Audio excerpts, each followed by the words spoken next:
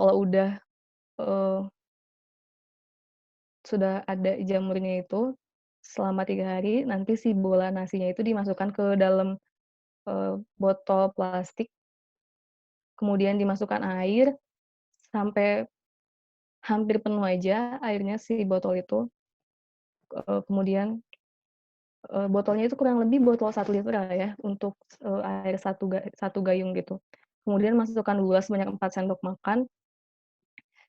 Gulanya itu tuh berfungsi, dalam proses fermentasi si nasinya itu sendiri nantinya. Kemudian setelah itu didiamkan selama 1 minggu, maka si hasilnya itu bakal, berbau asam seperti tape atau peyem yang isinya itu berisi mikroorganisme pengurai yang telah difermentasikan. Nah, kalau udah jadi seperti itu, maka itu udah siap buat dijadiin, starter atau kompos jadinya itu. Dengan cara kalau kita memasukkan itu tinggal dicampurin air aja. Perbandingan starter dengan airnya itu 1:5 atau 1:10, tapi aku saranin 1:5 aja. Buat cara nyampurin starter itu nanti dijelasin di, step-step lebih lanjut. Kemudian, nah, dari alat bahannya tadi sendiri, eee, penyusunan di dalam keranjang itu seperti ini, kemudian, di keranjang di paling bawahnya itu ada bantal sekam, kompos jadi, sampah, nanti kompos dan sampah itu diaduk, kemudian ada bantal sekam lagi di paling atasnya, kemudian ditutup oleh kain dan, kemudian tutup dengan tutup keranjangnya tadi. Nah, di si keranjangnya itu di sisi-sisinya, di permukaannya, dilapisin sama kardus. Langsung aja kita ke tahapannya. Tahapannya itu yang pertama, siapin keranjang yang berlubang tadi, dan tempatkan pada tempat yang teduh, tidak terkena hujan dan sinar matahari secara langsung. Nah, si keranjangnya itu, harus berlubang karena tadi kan ya, prosesnya itu aerob atau membutuhkan oksigen. Nah, setelah itu kita masukkan bantalan sekam di dasar keranjang, eee, setelah itu, bantalan sekamnya itu, berfungsi buat nanti dia bakal jadi tempat tumbuhnya si mikroorganisme itu sendiri. Eee, dan juga buat menyerap air serta bau yang ditimbulkan dari takakurannya itu kita nanti. Nah, setelah itu dilapisi si keranjang bagian dalamnya itu dengan kardus dan diikat dengan tali supaya kardusnya itu tetap ada di situ gitu, tetap bertahan di sepanjang permukaan keranjangnya itu.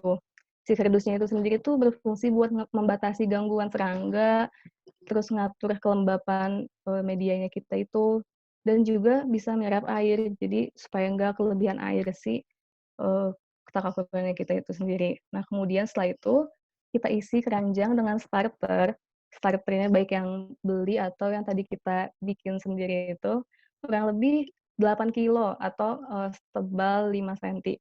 Kemudian dicampurkan starternya itu dengan sekam, dengan komposisi 1:2.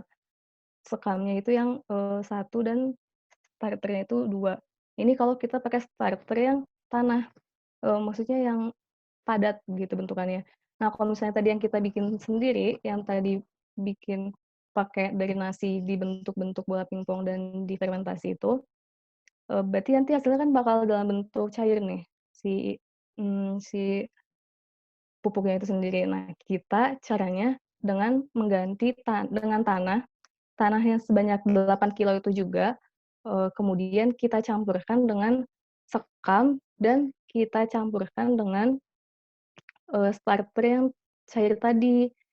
Kemudian kita campurkan starter cairnya itu, kita kira-kira aja sampai setelah tercampur itu saat dipegang, saat campurannya itu diambil dan kita tekan itu nggak menghasilkan air, saat diperas itu nggak menghasilkan air, eee, kurang lebih kayak gitu sih.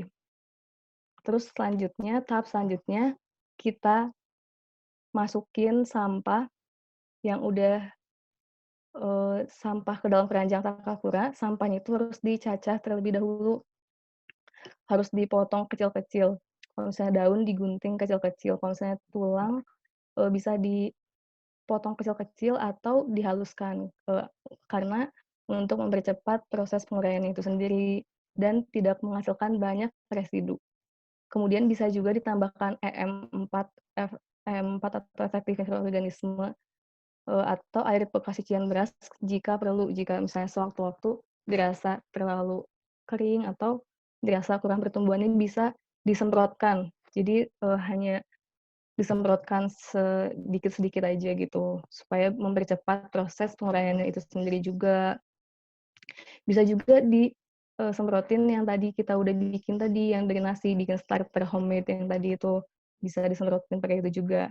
Nah, kemudian yang keenam, masukin lagi bantalan sekamnya itu di atas. Oh iya, tadi yang tanah yang step keempat itu bakal terisi keranjangnya kurang lebih sepertiga atau seperempat keranjangnya itu kan. Nah, kemudian kita masukin sampah, diaduk juga, diaduk perlahan, jangan sampai merusak kardusnya itu sendiri. Kemudian kalau udah diaduk, kita masukin bantalan sekam di atasnya, lalu ditutup keranjangnya dengan kain.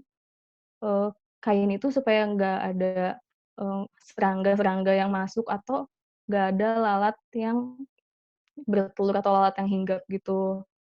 Kalau bisa pakai kain item, tapi kalau enggak ya nggak apa-apa pakai kain yang ada aja. Nah, habis itu kita tutup dengan tutup keranjang. Udah gitu tinggal, itu udah jadi nih si Takakura kita itu. Kemudian buat, memastikan proses pengomposannya itu berjalan dengan baik, maka kita, eee, pegang komposnya keesokan harinya bisa kita pegang si Takakuranya itu kalau terasa hangat maka proses pengomposannya itu tuh sudah berjalan dengan baik. Karena suhu ideal buat, proses penguraiannya itu sendiri, suhu ideal yang menandakan kalau pengomposan kita berjalan dengan baik itu kurang lebih 60 derajat celcius, berarti itu cukup hangat kan ya. Nah terus kalau udah gitu setiap hari bisa kita isi lagi dengan sampah organiknya itu, bisa kita isi tiap hari, setiap kita isi Takakuranya itu dimasukkan sampah, kita aduk lagi, ditutup lagi dengan bantalan sekam, dengan kain, dan dengan tutup keranjang. Setiap hari kayak gitu aja kalau misalnya mau ditambahin, si sampah sisa makanan baru itu bisa banget. Dan langkah step yang terakhir itu kita, melakukan kegiatan tersebut tuh selama 40 sampai 60 hari sampai si Takakuranya kita siap panen. Artinya udah bisa digunain buat jadi pupuk tanaman. Itu tuh membutuhkan waktu sekitar 40 sampai 60 hari. Nah, kemudian ini nih, kalau aku tuh udah ada pengalaman buat bikin Takakura ini di himpunan jurusanku, Himpunan Mahasiswa Teknik Lingkungan ITB. Kita, udah bikin Takakura juga, ini salah satu prosesnya, bisa dilihat itu ada keranjang yang udah dilapisin dengan kardus, kemudian, ini proses mencampur tanah dengan, sisa makanan. Bisa juga kalau buat nyampurin itu langsung aja di keranjangnya, nggak harus di tanah gitu, nggak harus dikeluarin dulu isinya semua gitu, bisa aja langsung. Kemudian cara panennya nih, cara panennya itu, kalau misalnya kita udah dirasa udah 40 sampai 60 hari dan keranjang kita udah penuh, bisa diambil sepertiga atau setengah bagian dari dari kompos kita itu tuh sebenarnya semuanya udah siap dijadiin kompos nih, tapi kita ambil aja setengahnya atau sepertiganya itu, karena sebagian laginya itu kita gunain sebagai starter lagi. Jadi tetap berlanjut, nggak usah harus bikin starter baru, jadi tetap berlanjut proses pengomposannya itu dan, bisa dipanen setiap hari kalau misalnya kita udah jadi, si komposnya itu sendiri. Udah gitu, kompos teratur yang udah terbentuk sempurna itu terlihat dari teksturnya yang seperti tanah, warnanya coklat kehitaman dan tidak berbau. Untuk menguji kualitas kompos bisa dilarutin dalam air bersih, maka kompos yang baik itu akan tenggelam karena dia tidak larut dalam air. Nah, tapi kalau misalnya airnya itu berubah warna jadi kecoklatan, maka itu ada, residu dari hasil fermentasi anaerobik Dan kalau misalnya, eee, tidak si kompos kita tidak larut dalam air itu masih nggak apa-apa, masih bisa digunakan juga. Nah, terus kalau misalnya dirasa terlalu basah, si kompos yang udah jadinya itu bisa kita jemur terlebih dahulu baru siap digunakan. Kemudian ada juga cara perawatannya. Cara perawatannya, untuk mencapai tujuan tadi yang tidak berbau, higienis dan, eee aman lah ya. Terus caranya itu ini, kita kain penutupnya itu kalau bisa dicuci tiap minggu supaya nggak ada serangga yang hinggap dan tetap higienis gitu. Kemudian kalau misalnya si komposnya itu terlalu kering, bisa dicipratin dengan air bersih sambil diaduk atau dikasih air bekas cucian beras itu lebih baik atau dikasih, pupuk cair yang tadi disemprotin juga. Kemudian kalau misalnya kardusnya udah lapuk, biasanya kurang lebih 3 sampai 4 bulan, kardusnya itu udah lapuk itu, kalau bisa diganti kardusnya. Kemudian kalau misalnya muncul belatung nih, ini masalah yang paling banyak terjadi. Kalau misalnya muncul belatung, bisa dengan 2 cara. Yang pertama bisa ditambahin dengan pengering, yaitu sekam tadi, atau dengan serbuk gergaji, atau dengan kompos yang kering juga bisa. Kemudian kita aduk-aduk si takakuranya kita sendiri itu, diaduk sampai dirasa dia, udah cukup, nggak terlalu nggak terlihat basah lagi gitu. Karena kelembapan yang idealnya itu kurang lebih 60% buat si komposnya itu sendiri. Atau bisa juga dengan menghangatkan kompos, eee, dengan ditambahin mikroorganisme pengurai lagi, misalnya oncom, ragi, atau cairan mol itu cairan mikroorganisme lokal yang, yang tadi kita udah buat itu salah satunya cairan mol yang tadi kita buat sebagai starter homemade. Kemudian jika timbul bau, maka bisa ditaburkan ampas kopi, atau bungkusan arang kayu. Ini jadi arang kayu yang hitam kayak gini kan yang biasa dipakai buat bakar sate, kayak gitu, dimasukin ke keranjang yang sama enggak, bukan keranjang, dimasukin ke jaring-jaring yang sama kayak tadi untuk, bikin bantalan sekam itu, kemudian tinggal dimasukin ke kompos kita. Jadi, dia entar bakal mengurangi baunya itu sendiri, kurang lebih menyerap baunya gitu. Dan, kalau udah dimasukin ke jaring gitu kan dia nggak bakal tercampur sama si, eee, kompos kita sendiri itu. Nah kemudian atau bisa juga dengan ditambahin tanaman penyerap bau itu misalnya ini yang ada di gambar ini, itu namanya tanaman sansevieria. Bisa ditambahin itu di sekitar kompos kita, jadi supaya, bisa menyerap bau gitu tanamannya. Atau yang terakhir kalau misalnya dia terlalu basah, maka dijemur nih, ini, misalnya kayak gini, dijemur kita beberin di tanah gitu dengan dilapisin alas, kemudian dijemur di bawah matahari. Kalau udah, kita masukin lagi ke keranjang, kayak gitu. Nah, terus ini nih, ada quotes dari NKCTHI, "Rasa itu seperti tanaman." Tapi ini kebalik, tanaman itu seperti rasa. Harus dirawat dan dijaga, kalau tidak ya pasti mati dan hilang.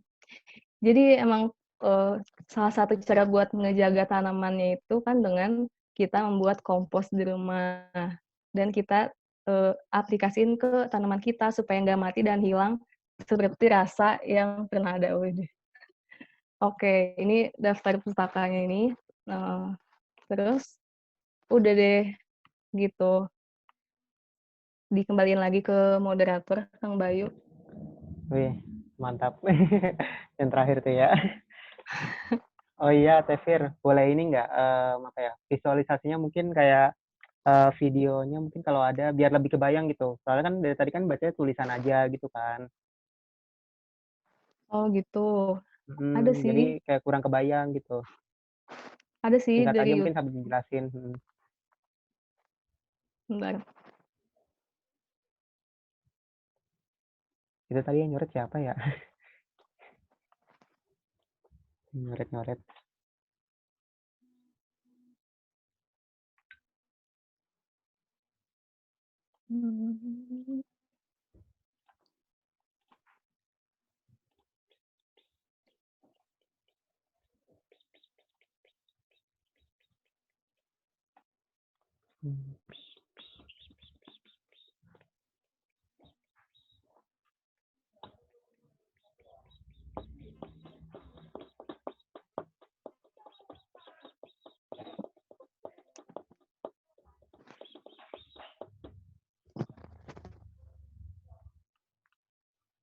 Ini kalau kata Kang Jaya apa nih?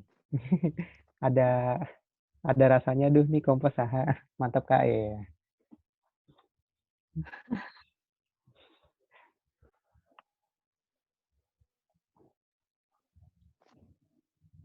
Oke. Kalau dari YouTube ini aku coba share screen ya.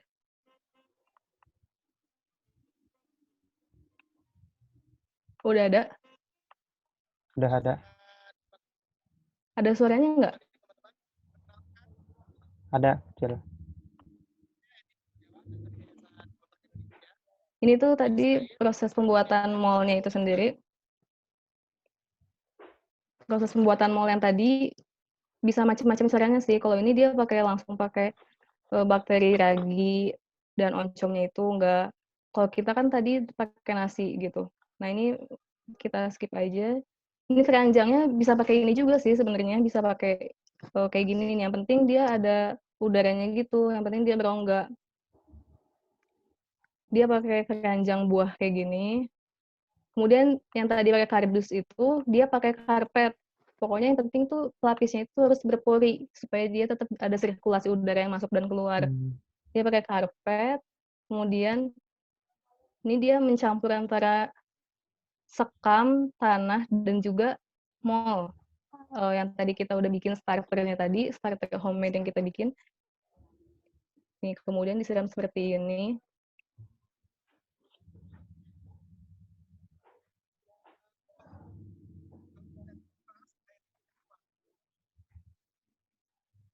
Nah ini, kayak gitu ya. Kalau udah, langsung dimasukin ke dalam kotak. Kurang lebih 1/3 atau 1/4 dari kotak ini. Dan tadi jangan dipadatkan ya si tanahnya tadi, jangan dipadatkan, jadi supaya tetap gembur. Setelah itu, nih dia mau masukin sisa makanannya.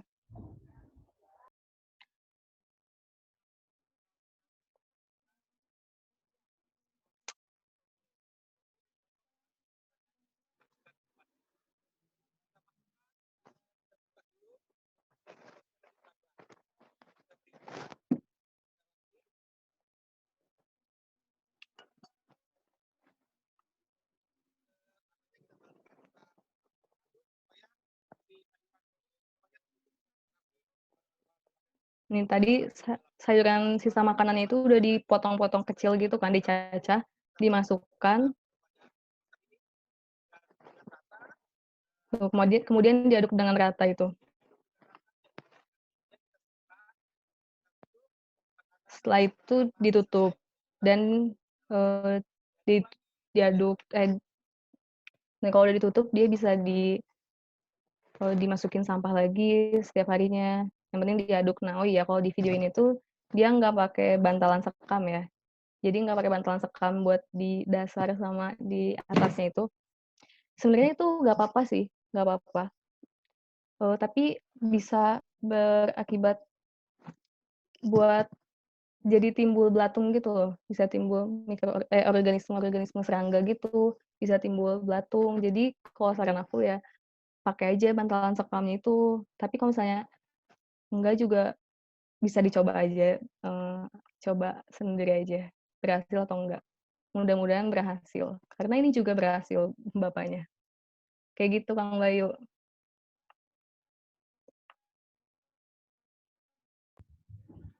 Nih, mantap-mantap. Oh ya, Tevir boleh nyalain kameranya lagi, Tevir? Oke, udah ada? Belum. Oh belum ya? Belum. Udah ada sekarang? Belum ada. Bentar ya. Udah. Sip. Oh iya, ya kurang lebih sih tadi ya, yang video tadi tuh lebih penggambarannya. Terus paling mau nanya-nanya dikit nih. Kan mungkin sebelum jauh ke sana gitu ke pembuat kompos kan sebenarnya kita tuh udah tahu ya kalau misalnya sampah organik itu bisa terurai gitu dengan sendirinya. Ya nggak sih? Ya kan kita udah tahu tuh seperti itu, udah bisa terurai dengan sendirinya gitu. Terus sebenarnya itu kenapa sih kita tuh harus buat kompos gitu? Kalau menurut Tevira gimana Tevir? Oke, bagus banget pertanyaannya Kang Bayu, makasih. Sebelum Jadi emang si, sampah organik itu bisa terurai sendiri kan ya, tapi itu nggak bisa langsung terurai gitu aja gitu, tetap dia ada prosesnya, ada tahapannya, dan memakan waktu. Jadi ketika kita membuang sampah ke tempat sampah, kemudian diangkut ke TPA, dan di TPA itu sendiri tuh nanti di TPA sendiri tuh ada proses pengomposan. Jadi, di TPA itu ada yang sampah organiknya itu dikomposkan juga seperti yang kita lakukan, tapi dalam skala besar. Dan ada juga sampah organik yang kan kita nggak semuanya, memilah nih sampah organik dan anorganik. Jadi kalau yang nggak dipilah dan udah kecampur sama sampah non-organik, maka nanti dia itu bakal diolahnya itu tetap jadi satu gitu. Jadi meningkatkan timbulan sampah yang ada gitu loh, yang tadi di awal aku bilang kan ya. Jadi timbulan sampah di TPA-nya itu jadi hmm, semakin besar, hmm. dan, ketika dia, diolah itu, si sampah organiknya itu sendiri tuh bisa menghasilkan gas, dia mengandung gas metan. Jadi dia bakal menghasilkan gas metan di dalam, sampahnya itu sendiri, dan makanya kalau di TPA itu harus ada, semacam pipa pembuangan gas metannya itu. Karena kalau misalnya dia nggak dibuang dan dibiarkan terperangkap di dalam tumpukan sampah, maka bisa membuat TPA-nya itu mengalami ledakan. Seperti contohnya di TPA Lewi Gajah yang pada tahun 2005 itu, kalau tahu ya, Oh, kan ya. ada longsoran sampah itu. Hmm, Nah, dia itu hmm. timbul ledakan juga berasal dari, gas metan dari sampahnya itu, karena tidak ada pembuangan gas metan. Nah, tapi kalau sekarang sih standar nasional Indonesianya, SNI-nya, wajib ada pipa pembuangan gas metan itu. Jadi, intinya dia bisa terurai sendiri, tapi nggak bisa terurai begitu saja. Jadi Oh. kita harus mengurangi sampah sejak dari sumbernya. Mengurangi sampah, sejak dari sumbernya itu dengan kita mengurangi, timbulan sampah yang dihasilkan di TPA, seperti itu. Oh gitu. Jadi sebenarnya itu sebenarnya nggak terurai dengan sendirinya gitu ya, Tevir ya? Iya, betul banget. Oh ya, sip. Oh ya, sebelumnya ini kami mau nyapa dulu nih dari teman-teman di luar IALE. Halo teman-teman semua. Semoga apa ya bermanfaat ya materi yang tadi. Terus nih, tapi ntar setelah ini masih berlangsung kok ini sesi diskusi maupun tanya jawabnya gitu. Nah ini sebentar, ada yang nanya nih ya dari siapa dulu nih ya. Pokoknya kalau mau nanya langsung aja chat di ininya dari Kang Dika nih. Kak, adakah bakteri sebagai katalisator pembentukan kompos itu sendiri? Harusnya kan 40-60 hari nih. Bisa lebih cepat nggak, Kak? Gitu. Bisa lebih cepat nggak ya? Gitu. Nah, itu tadi, kita tiap hari bisa enggak jangan tiap hari, tapi kita bisa sering menyemprotkan cairan EM4, atau cairan starter homemade, atau cairan air bekas cucian beras. Kita sering semprotkan aja, itu bakal lebih mempercepat proses penguraiannya. Jadi, paling cepat sebenarnya kurang lebih 30 hari sih paling cepat, tapi bisa kita, Hmm. lihat dengan indikator dia siap panen. Kalau misalnya dia Hmm. udah warnanya coklat seperti tanah, eee, tidak berbau, tidak ada belatungnya, seperti itu. Oh, jadinya gimana? Ada gitu, maksudnya Heeh, jadi pertanyaan. bisa, sebagai katalisator tadi, bakteri tadi, Hmm. yang disemprotin dengan, eee, starter tadi, atau ditambahin, dengan kompos jadi, atau dengan air cucian beras juga itu bisa banget. Oh, berarti sebenarnya bisa lebih cepat lah gitu ya? Bisa banget, yang penting, Oh, rajin aja disemprotin yang tadi. hmm. Oh iya, sip. Oh iya, nih sebenarnya tuh tadi tuh aku juga sempat baca nih ya terkait jurnal terkait jurnal pengembangan masyarakat. Nah ini yang dilakukan di Semarang pada 2018. Itu waktunya sekitar berapa ya? 1,5 bulan lah gitu. Nah itu tuh di Semarang itu tuh di Tembalang tempatnya itu, menjadikan komposit itu sebagai bisnis bisnis masyarakat nih. Oh ini kan kayak menarik gitu kan. Jadi itu bisa nyambung ke materi sebelumnya nih. Sebelumnya kan materinya itu terkait yang startup itu ya, startup. Nah, itu menurut Mhm. Evira gimana sih yang itu tuh? Oh yang, peluang bisnis kompos di Kelurahan Tembalang itu kayaknya aku juga sempet baca juga sekilas. Mhm, Jadi itu ada yang mahasiswa, Pengmas, Pengabdian Masyarakat di daerah situ, terus mengajak buat menjual kompos gitu ya.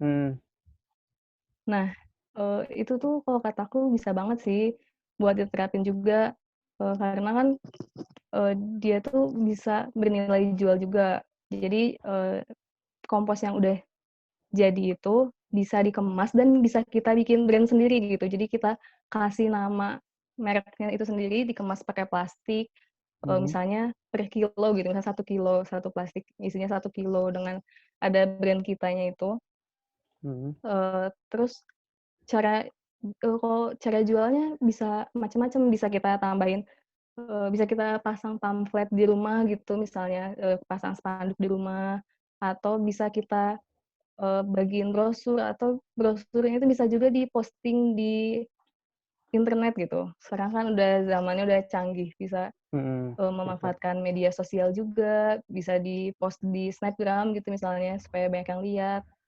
mmm, kayak gitu. Atau enggak mmm, bisa juga kita, ngejual ke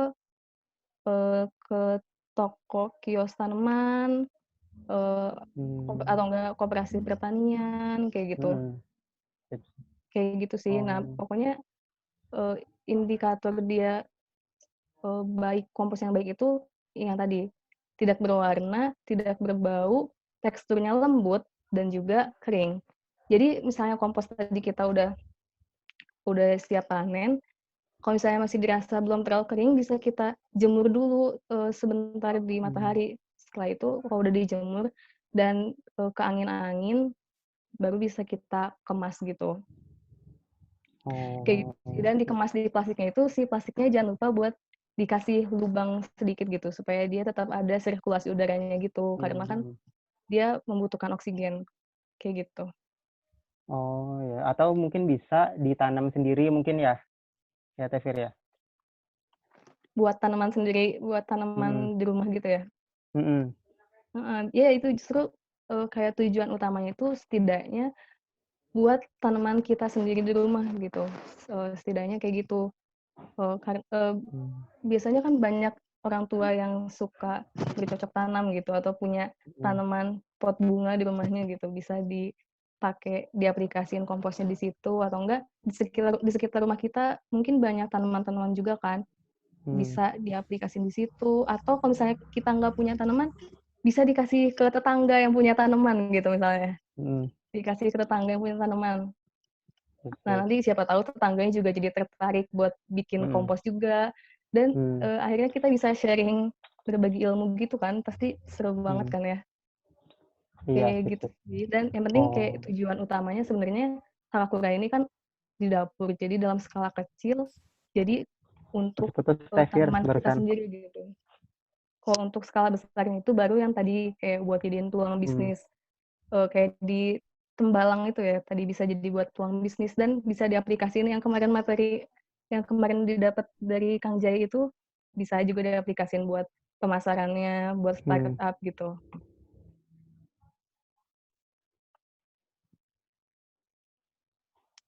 oh, sip, sip. Oh ya nih ada yang nanya lagi nih dari Asep Jailani, izin bertanya, kenapa sekam dan apa ya lupa lagi tadi tuh, dia bisa mencegah adanya belatung? Terus pertanyaan kedua, pernah nggak belajar kompos ini di-sharing ke masyarakat? Biasanya kan mereka itu punya banyak sampah organik, udah pada tahu belum masyarakatnya? Terus kalau misalnya masyarakat tahu akan hal itu, bisa kan dijadikan pemasukan buat masyarakatnya, berpemberdayaan gitu deh gitu. Menurut gimana, Teh Fir? Kalau buat diaplikasiin di masyarakat sendiri tuh, aku, eee, aku sendiri tuh, ada desa binaan, bareng Mmm, teman-teman di organisasi dan, di desa binaannya itu kita, kayak, eee ngeberdayain masyarakat itu, terus salah satunya melalui, composting ini, jadi supaya bisa dijual juga. Ada juga, Mmm, hal lainnya misalnya kita bikin, sedotan dari bambu kayak gitu yang bisa dijual juga atau, cangkir dari bambu yang diukir, kayak gitu. Jadi kita emang mmm, udah, proses buat ngeberdayain masyarakat, salah satunya dengan penjualan kompos ini, kayak gitu. Terus tadi, kalau mhm, sekam kenapa bisa menyerap air, karena, strukturnya itu emang dia tuh bisa menyerap air gitu sih. Aku kurang paham kalau strukturnya kayak gimana, tapi, emang dia tuh strukturnya, bisa menyerap airnya gitu, bisa, meningkatkan porositas tanah gitu supaya bisa jadi gembur lagi kayak gitu sih. Tapi aku kurang tahu kalau misalnya, detailnya kayak gimana gitu. mmm, dan ini mencegah adanya belatung itu, Teh, yang Iya sekam betul atau banget, dia juga heeh, jadi kan lama-lama si kadar kadar air di komposnya itu terserap sama sekam, dan si belatungnya mhm, lama-lama kering juga gitu, jadi dia mati lama-lama kayak gitu. mmm, nih ada pertanyaan lain nih dari Teh Risma. Sepengalaman Kakak waktu bikin kompos ini sama himpunan dong, Kak, tentang biaya yang dikeluarkan, entah kendalanya, atau pernah nggak sih gagal gitu, Teh Fir, dalam proses pembuatannya gitu? Mungkin bisa sharing-sharing lah gitu. Oke, jadi waktu aku di himpunan itu, aku kita sempet gagal karena dia itu banyak belatungnya. Nah itu makanya kalau kata aku wajib harus ada usahain ada bantalan sekam supaya, dia bisa menyerap air supaya nggak ada belatungnya. Jadi kan karena aku di himpunan nggak Mmm, pakai bantalan sekam, jadi dia banyak belatungnya. Jadi ya saran aku kayaknya itu karena nggak pakai bantalan sekam itu.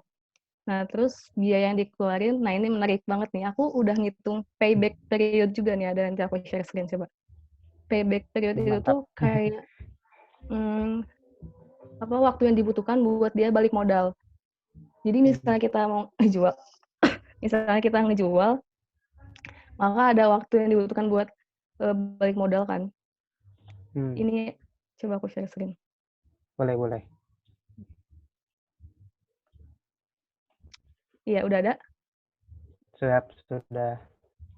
Nah ini, jadi buat alat bahan yang dibutuhkan itu, aku ngasih harga segini nih buat keranjang sama tutup, aku beli 40.000 kurang lebih Rp40.000, terus buat kardus bekasnya nggak pakai yang bekas aja gitu, atau enggak Mmm, minta ke ibu warung, jadi nggak ngeluarin uang.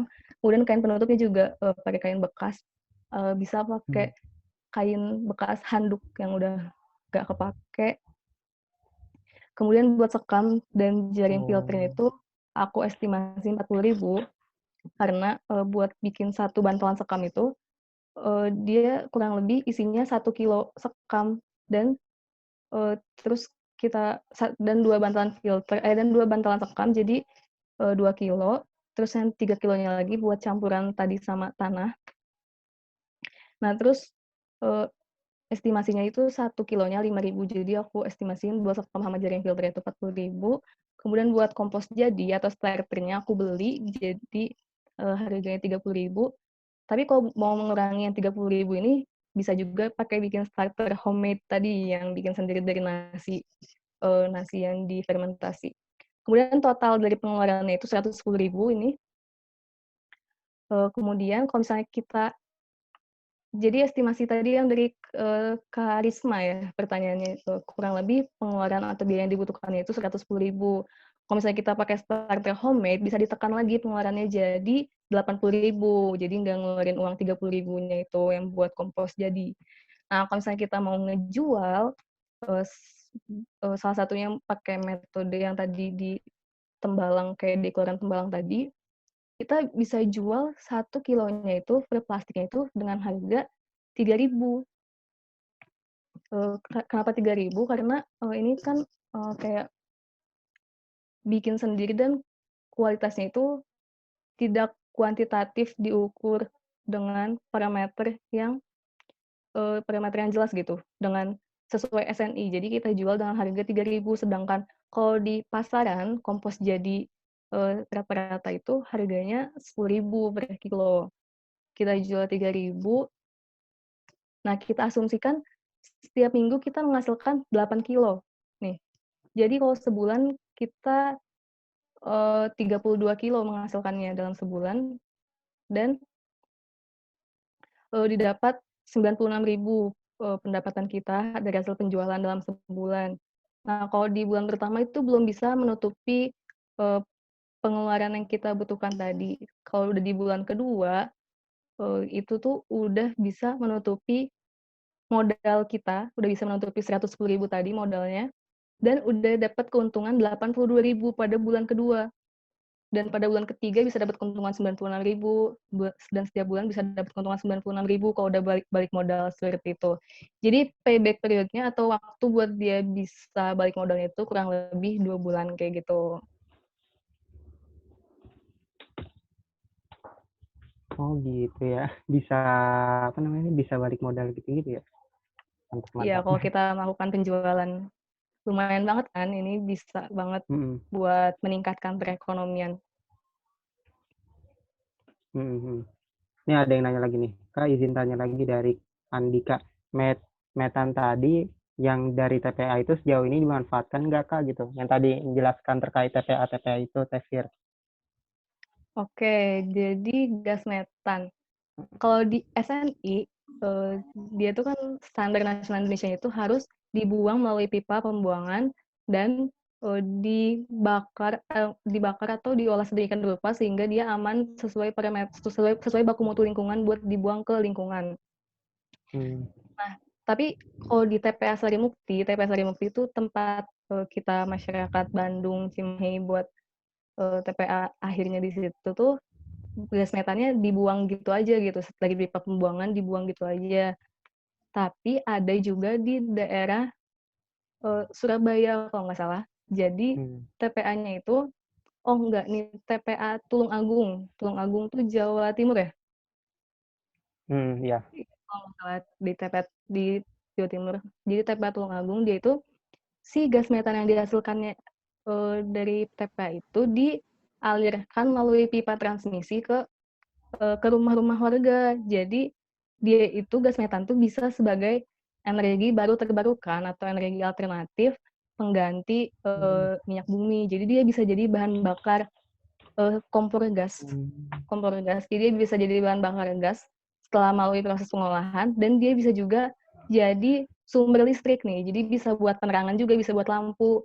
Salah satunya udah ada di TPA Talang Agung itu, yang udah baik banget itu sistem pengolahan TPA-nya kayak gitu, Kak Andika. oh, itu yang biogas-biogas itu bukan sih, Tefir? Iya iya itu biogas. Oh, mantap mantap. Paling baru itu ya, kalau yang di Bandung berarti sebenarnya belum ya, Tefir ya? Atau udah? Kalau yang di Bandung tuh? Kalau di Bandung belum sih, karena Bandung masih ngebuang TPA-nya ke TPA Sarimukti kan, dan TPA Sarimukti belum Oh, melakukan itu, mmm, gitu. mhm mhm. Iya sih. Nah, ini ada yang nanya lagi nih, sebentar. Dari Dwi Utari, Kak, hasil kompos yang didapetin dari metode Takakura sama metode yang lain ada bedanya nggak, Kak, gitu? Nah, ini dari Dwi Utari. Oke, kalau misalnya kompos dari hasil, eee, homemade atau kita olah sendiri itu kurang lebih sama, dia, kandungan unsur haranya, kandungan zat-zatnya kurang lebih bakal sama. Karena, sumbernya juga, Mmm, sumber sumber ininya sama gitu dan melalui proses fermentasi juga gitu. Nah, kalau misalnya kompos yang dijual dengan eee, udah ada apa ya, istilahnya BPOM-nya gitu, pasti dia udah melewati proses baku mutu, melalui proses baku mutu dan, udah dipastikan kalau dia itu kandungannya baik. Jadi mungkin perbedaan kalau antara kompos, metode Takakura sama metode lain yang dibikin sendiri sama kita pribadi itu nggak ada bedanya.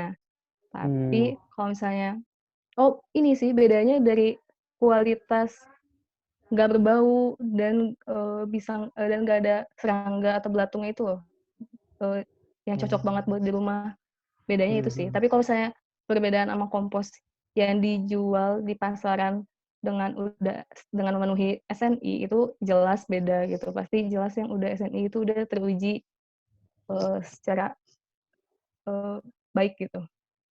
Mhm mhm. Bentar. Pokoknya dari penanya-nanya gimana nih yang udah nanya-nanya mungkin ada tanggapan dulu mungkin dari tadi siapa itu, ada Teddy, Kang Andika, Risma, Kang Jaye. Kalau ada tanggapan langsung di ini aja ya, di chat aja. Sambil nunggu nih ada pertanyaan lagi nih dari Pipin Purwanto. Kalau bikin kompos aerob pakai karung itu bisa nggak Kak? Apakah itu harus pakai bantalan sekam juga di dalamnya? Apa gimana? Gitu Teh. Maksudnya tuh bikin komposnya itu di dalam karungnya gitu? Teh Pipin, Oke. maksudnya itu bikin Hmm, komposnya itu di dalam karungnya, jadi kita nggak pakai keranjang kayak gitu? bentar. Gimana Kang Pipin? Iya.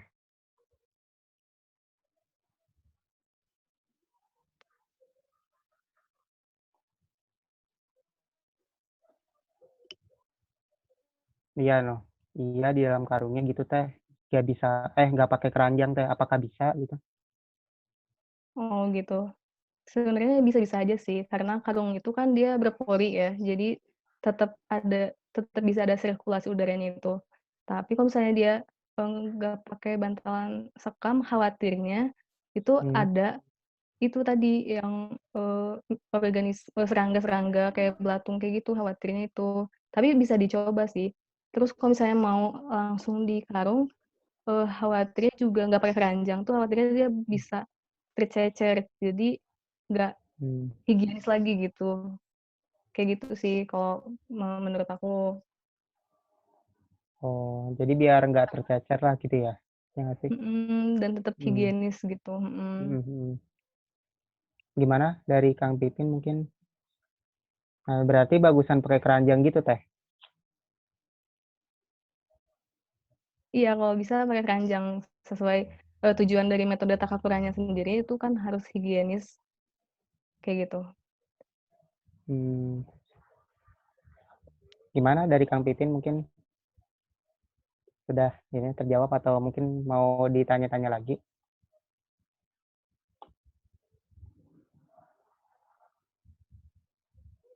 Dan juga kalau misalnya nggak pakai bantalan sekam, nggak pakai keranjang, Hmm. langsung dikarung gitu aja, pasti kan misalnya dia, terlalu banyak air, maka si airnya itu bakal mengendap di bawah kan. Nah, itu yang Hmm. paling kita hindari banget supaya, kelebihan airnya itu yang kita hindari. Jadi ya, kalau misalnya pakai bantalan sekam, harusnya aman sih. Oh, yes. Nah, ini dari Kang Pipin, kalau yang pakai timbulan terpal itu gimana Teh gitu? Timbulan terpal gimana maksudnya? Itu pakai terpal apa sih yang buat apa namanya? Yang Jadi pelindung di atas itu. Pakai timbulan itu tuh terpal, terpal. jadi si, karungnya diganti sama terpal gitu maksudnya, Iya, mungkin Kang? ya. Gimana? Iya, buat Oh, iya. kalau diganti sama terpal sih, kalau aku nggak menyarankan banget, soalnya terpal itu, hampir tidak berpori kan ya. Dia kalau ada air dia nggak bisa keluar kan ya kalau dari terpal. Jadi nggak menyarankan sih, sebaiknya jangan kalau pakai terpal. Karena jadi nggak ada Hmm. oksigen yang bisa masuk keluar. Oh, kalau misalnya Kayak gitu. terpalnya dibolong-bolongin bisa Teh? Iya. Bisa bisa aja sih, bisa-bisa aja, asal ngebolongin satu-satu dan banyak, Iya harus sih. butuh kesabaran ekstra. Oh iya siap.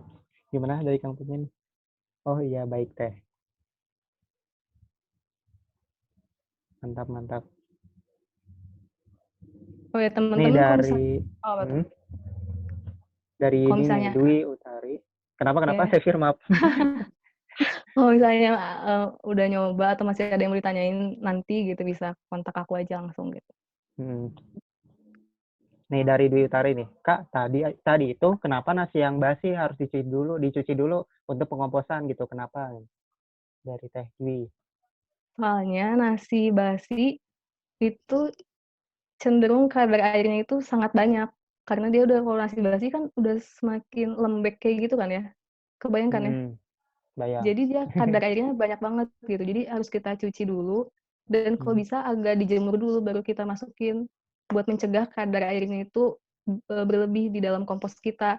Oh ya misalnya teman-teman mau ada sisa makanan misalnya sisa gulai atau sisa sayur, itu si kuahnya juga harus dibuang dulu ya, jadi yang dimasukkan itu cuman, eee, residu yang padatnya aja gitu, kayak gitu. mhm mhm. Semoga Gimana menjawab dari Teh Dwi. Teh Dwi? Iya. Mangga kalau misalnya ada yang mau ditanggapin lagi.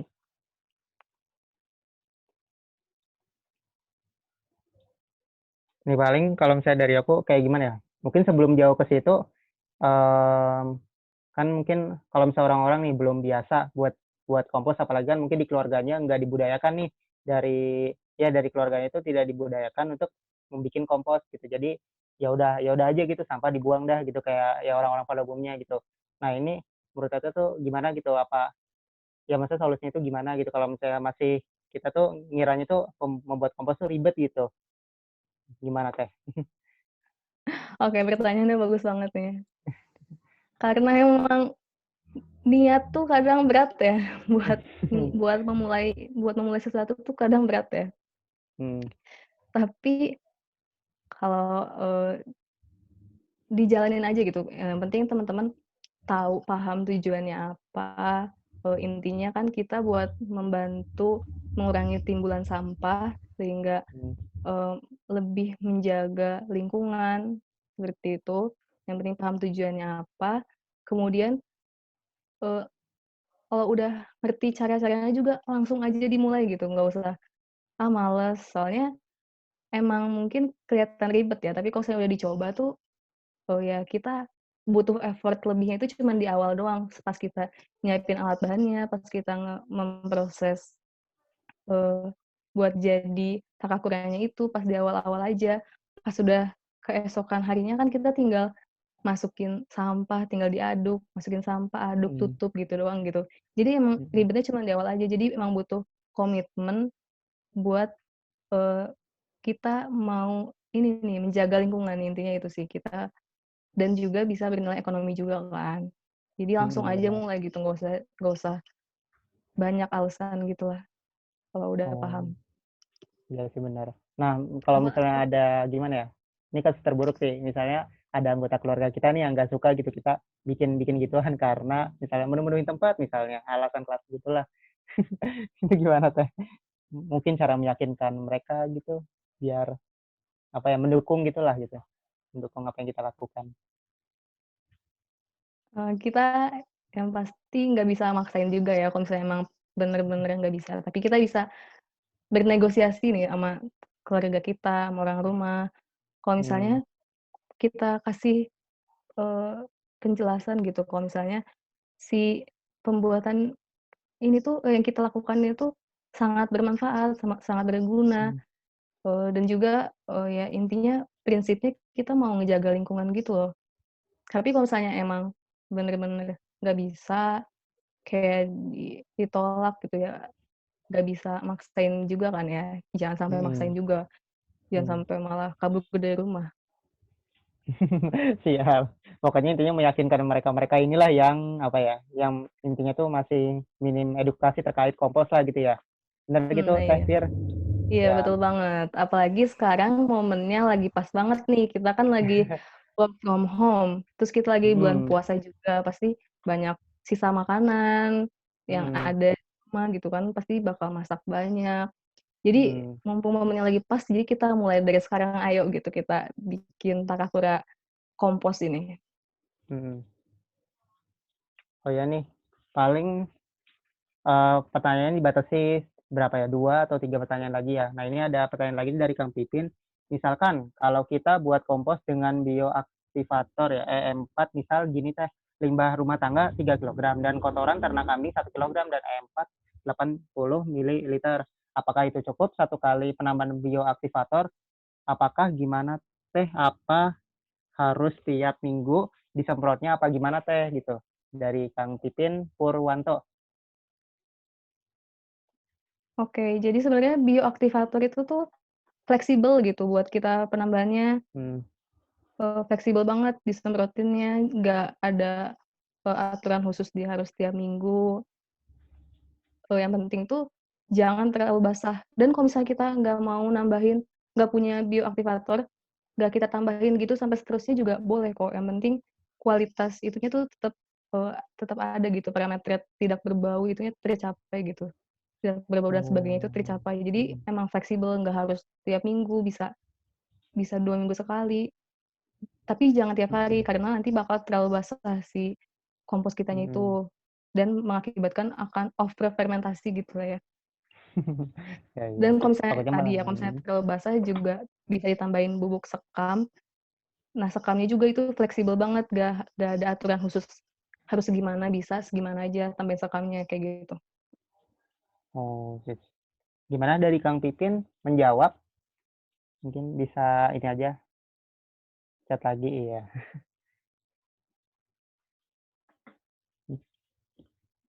Ya itu sebenarnya apa ya, entar loh, cukup 1 kali penambahan. Berarti sebenarnya kayak nggak harus apa ya, per minggu itu ya Teh ya, menambahkan tadi tuh yang bioaktivator gitu, bisa beberapa minggu sekali mungkin ya?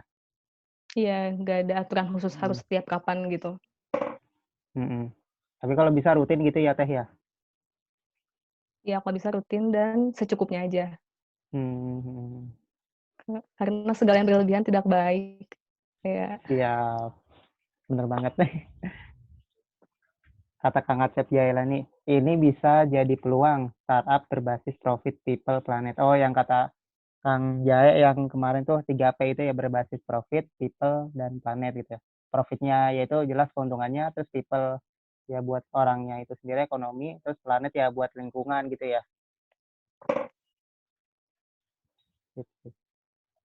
oke, iya banget ya, bener banget kata Kang Jaya, jadi emang bisa, eee, diaplikasiin ke startup yang kemarin udah Kang Jaya jelasin juga kayak gitu.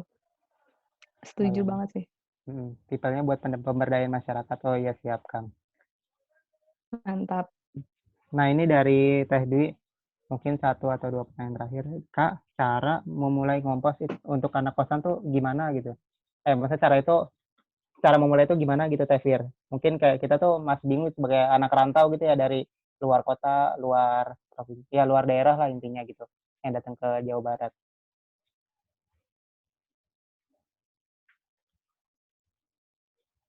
Jadi mulai ngompos sebagai anak kosan, Tips-tipsnya iya. kita pahamin dulu gitu ribetnya di mana sih. Kalau kalau saran dari aku tuh, kita bisa izin dulu ke bapak atau ibu kos kita, terus Mmm, si kompos kita itu tuh, si keranjangnya itu, jangan disimpan di kamar ya pastinya. Masa kita nah, tidur bareng. siap, Nah, kita simpennya itu di halaman kosan gitu misalnya, dengan kita udah izin dulu ke ibu bapak kos kita, simpen di halaman kosan, terus Kudu nu loba kita diisian ieu bisa, mah tinggal nanda tangan. ngasih ngasih mmm, tahu ke teman-teman kosan kita kalau misalnya kalau ada sisa makanan, kumpulin, oh nanti misalnya Nyala nyala. udah ada keranjang, di sebelahnya juga bisa aja tempat sampah buat sampah organik. Jadi kasih tahu teman-teman di kosannya buat, buat ngebuang sampah organik sisa makanannya itu ke keranjang ke tempat sampah yang udah kita sediain itu gitu.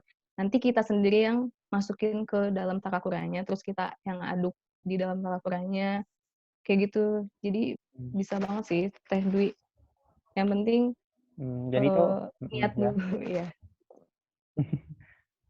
niat dulu nih, niat terus sama ya lakukanlah gitu memulai ya Teh ya Fir ya Teh Fir ya? Bet betul, betul banget.